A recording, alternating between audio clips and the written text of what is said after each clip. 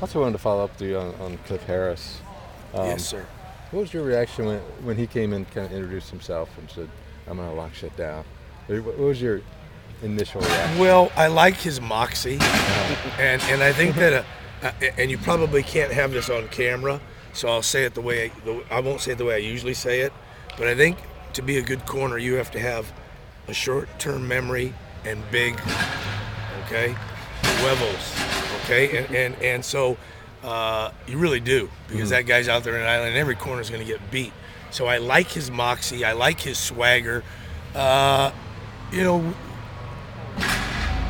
a lot of that is good. A lot of that makes him good, but he needs to learn how to tone it down a little bit and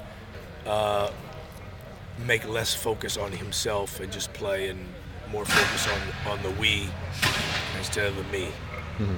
And the maturity issues, is that a meeting thing or? You know, I really don't want to knock Cliff. Right. You know, I really don't want to knock Cliff because he's played a lot of good football for us. He's growing up. Believe it or not, he's getting better. Yeah. He's conforming more. He's doing a lot of the right things more. He's learning every day. Probably from where he came, that was kind of a way of showing your status, you know. Yeah. Here, Coach Al doesn't go for that. Coach Kelly doesn't go for that. I'm in hopes that he'll tone it down some.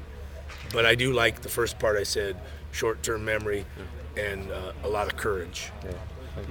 What does he? I mean, fans are clamoring for him and don't really understand why he's not in the starting lineup every week. I mean, what do you need to see from him to kind of make him? This is not going to be a very popular statement,